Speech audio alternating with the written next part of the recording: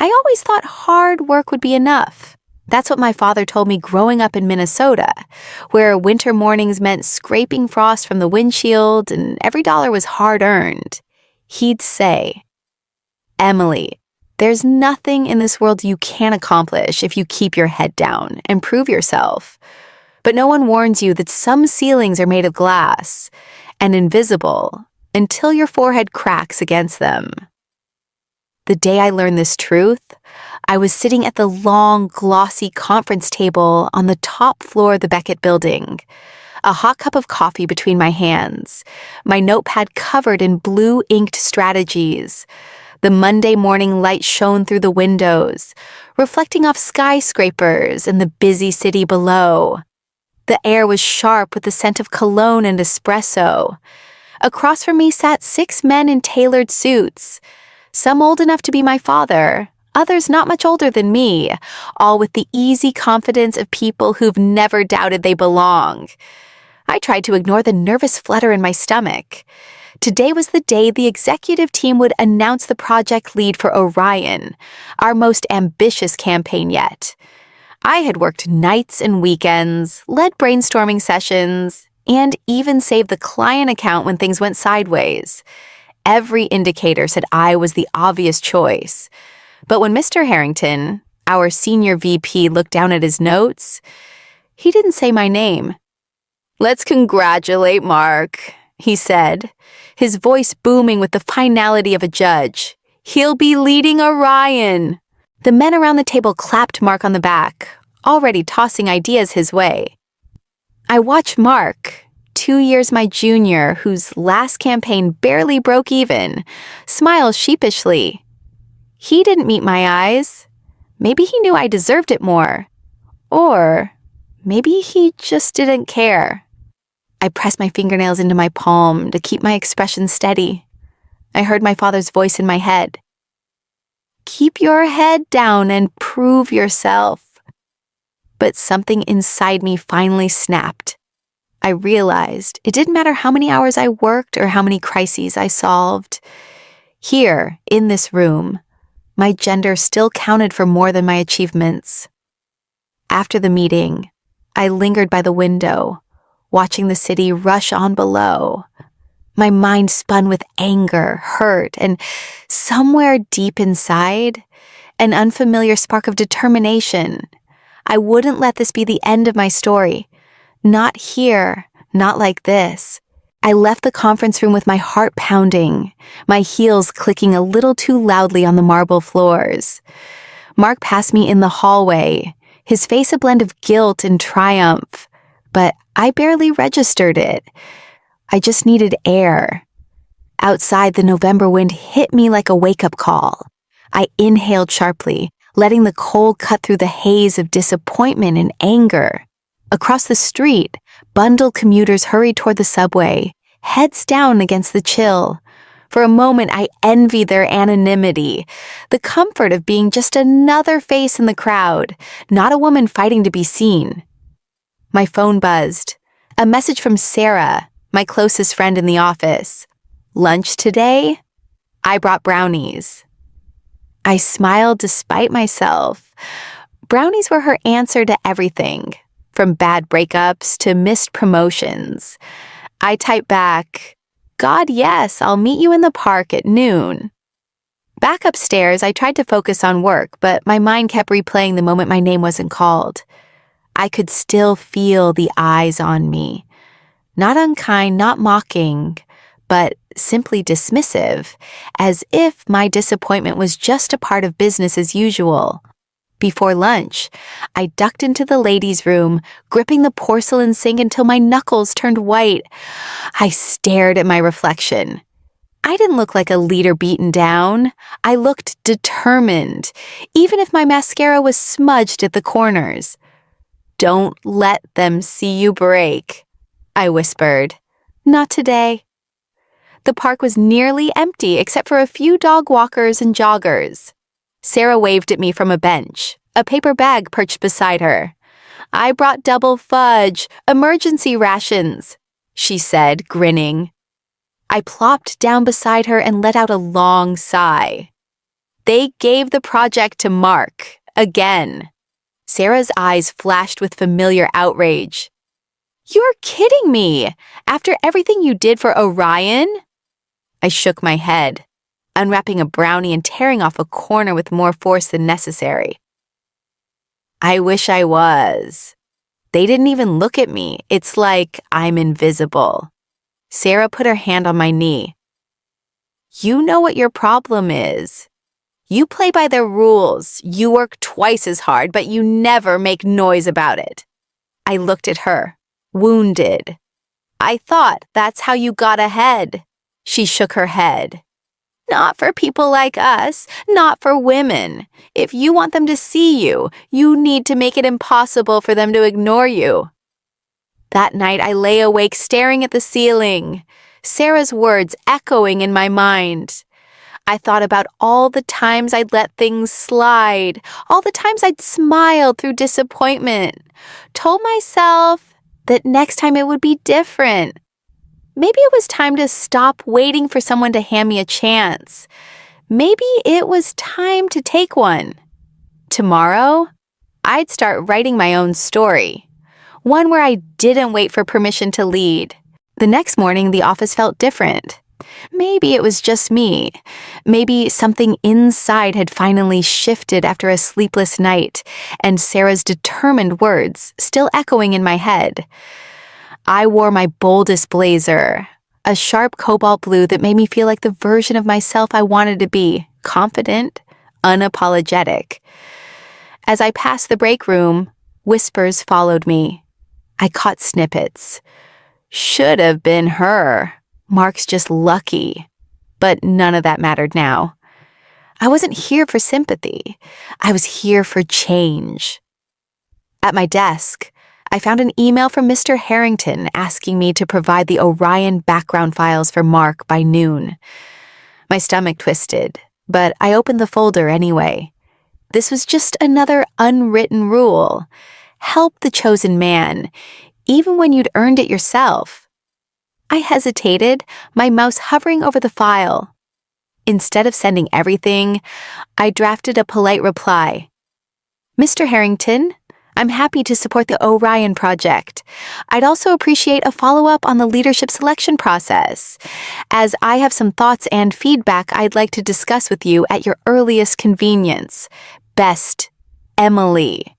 My finger trembled over the send button, but I clicked it anyway. A risk, a line drawn in the sand. At noon, Mark stopped by my desk looking awkward. Hey, thanks for the files. I know this is weird. I met his eyes steady and unblinking. It's only weird if we pretend there's nothing wrong with the process. He blinked, then lowered his gaze. Look, Emily, you know I didn't ask for this. Harrington, he just assumes. That men lead? I finished for him. He nodded, shame flickering in his expression. Yeah. For a second, I almost felt sorry for him.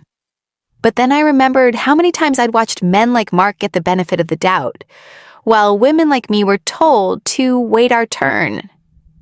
After lunch, Mr. Harrington replied, "Let's chat at 4:30, my office."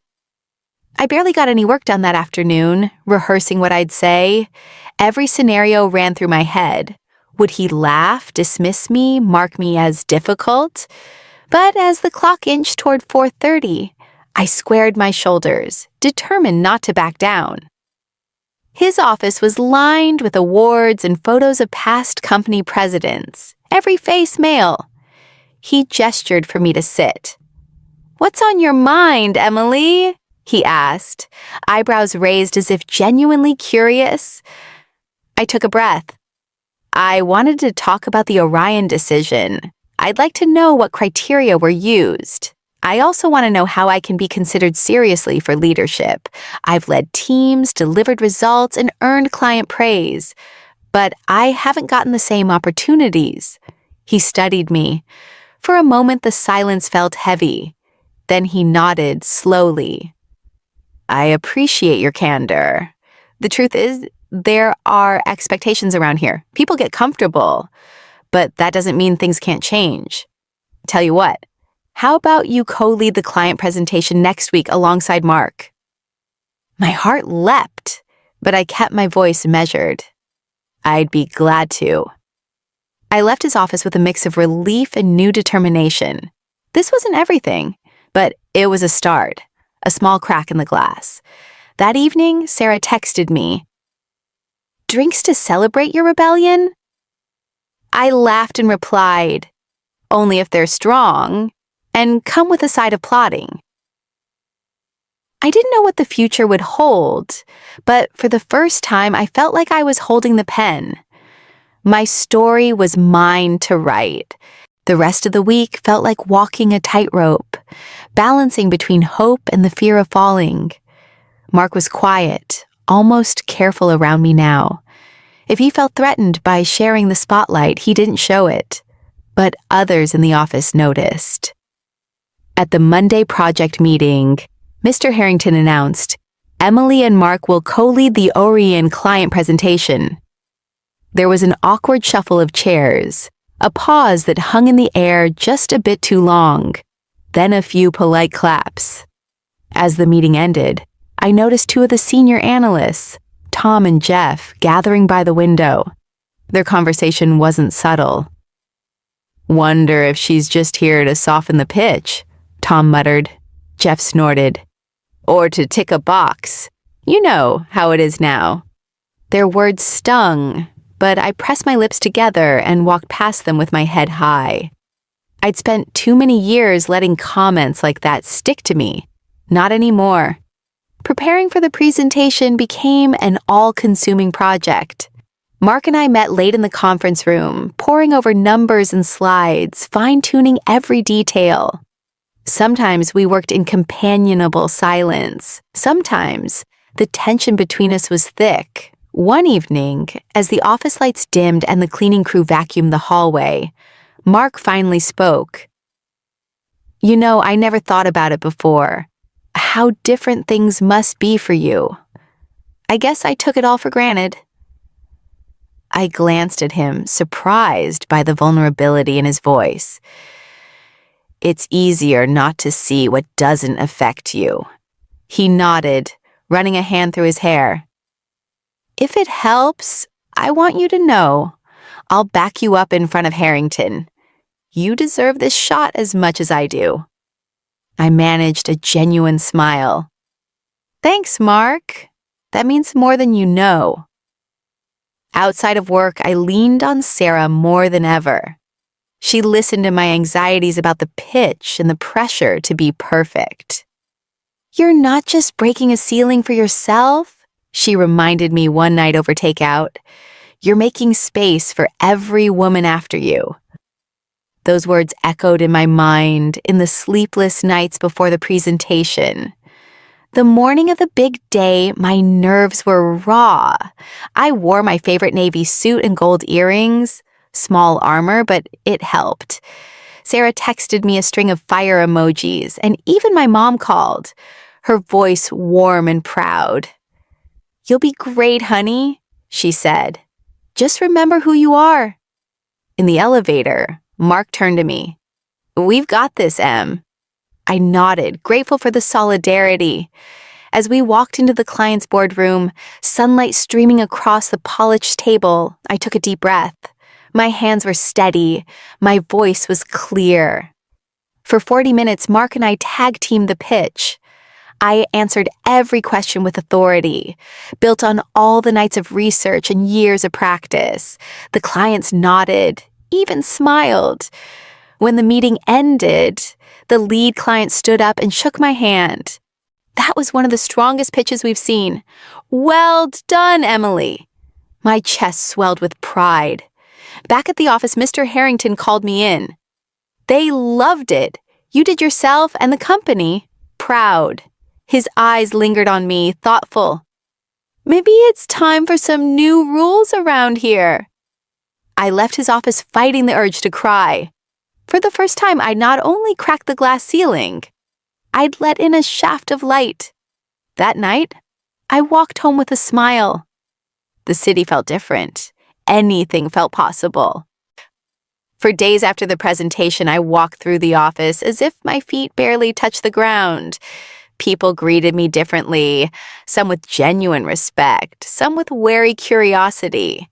Even Tom and Jeff, who had mocked me before, nodded hello. It wasn't exactly an apology, but it was something. Mr. Harrington asked me to join more leadership meetings. He called on me for input. I caught him studying me the way a coach sizes up a promising player, calculating, almost hopeful. Sometimes I wondered if he saw me as a symbol or simply as the best option in a changing world. I decided it didn't matter. I was here. I'd earned it. But with new opportunities came new pressure. I worked late, sometimes until midnight, making sure every detail of my projects was perfect. The fear of failure, of confirming every old doubt about women in leadership, clung to me like a shadow. At home, my apartment was cluttered with half-read books and empty takeout containers. I tried to brush off Sarah's concern, but she saw through me. One Friday night, she insisted we go out for margaritas. At the noisy bar, neon lights flickering on our faces, Sarah leaned in. "When are you going to stop punishing yourself for wanting this?" I stared at her, caught off guard. "What do you mean?" She sipped her drink, her eyes kind but fierce. "You're terrified they'll think you're just a diversity hire, so you never let yourself breathe. You think you have to be perfect or you don't belong. But Emily, you belong, even if you screw up sometimes." The word stung, but something inside me softened. When I got home that night, I let myself cry for the first time in months, silent, grateful tears that released a fraction of the weight I'd been carrying. Monday morning, I found a card on my desk, no signature, just a typewritten message. "We see you. Keep going." I didn't know who left it. Maybe Sarah, maybe Mark, maybe someone else quietly rooting for me. It didn't matter. I kept the card in my wallet, a talisman against doubt. A week later, Mr. Harrington called me into his office with a rare smile. "Emily, there's an opening for regional director next quarter. You'd need to relocate to Seattle, but I think you're the right person for the job. Are you interested?" My heart hammered. Seattle, a whole new city, a new start. It was the opportunity I'd dreamed about, but it also meant leaving the friends and life I'd built, maybe even putting distance between me and Sarah, the sister I'd chosen. That evening, I met Mark for coffee. We'd become unlikely friends over late-night emails and shared project stress. Now, sitting across from him, I admitted my fears for the first time. "What if I fail?" I whispered. He smiled, almost shy. "Then you try again. Or you come back and raise hell until they give you another shot. You're allowed to want things, Emily, even if it's scary." We sat in silence, the city humming around us. For the first time, I realized I wasn't alone. And maybe, just maybe, believing in myself was the riskiest, bravest thing I could do. That night, I typed up my application for regional director. As I hit send, my reflection in the laptop screen looked back at me, tired maybe, but no longer afraid. This time I would not shrink from my ambition. This time I was writing my own story. Seattle was nothing like Minnesota. The city pulsed with rain and ambition, glass towers rising out of the fog. My first day as regional director felt surreal. I wore my best blazer, forced a calm smile, and tried not to think about all the eyes watching, evaluating, wondering if I would fail. The office was bigger, colder. A cluster of assistant managers greeted me with polite reserve. I could feel the doubt simmering just beneath their hellos. Was I here because I was the best, or because the company needed a woman in the role? Even I wondered some days. I tried to remember Sarah's words. "You belong, even if you screw up sometimes." But the old voice in my head whispered that I couldn't afford mistakes. Work was a storm. My predecessor left chaos in her wake, missed deadlines, a fractured team, clients on the verge of leaving. Every morning I arrived early, my desk covered in lists and strategy memos. I listened, I coached, I rolled up my sleeves. There were small victories. One account saved, a tough analyst won over, but setbacks too. Old-timers dismissed my changes as trendy or unproven. A few, always men, made jokes about HR quotas at staff meetings. Some nights I walked the city after work, umbrella up, letting the drizzle soak my doubts away. I missed Sarah. I missed feeling seen. But slowly, things began to shift. When I gave credit publicly, team morale improved. I met with the harshest critics one-on-one, asked them to teach me what had worked before. I shared stories of my own mistakes, laughed at myself, invited feedback. The team started coming to me with ideas, some great, some wild, but all given honestly. One afternoon, as the sun struggled through the clouds, my direct report Tasha knocked on my door. "You know Emily," she said. "I've worked here 10 years. First time I've seen someone actually listen." Her words were simple, but they landed deep. That night I called Sarah. She listened to my tired voice, then said, "You see, you're doing what they said you couldn't, not because you're a woman, because you're you."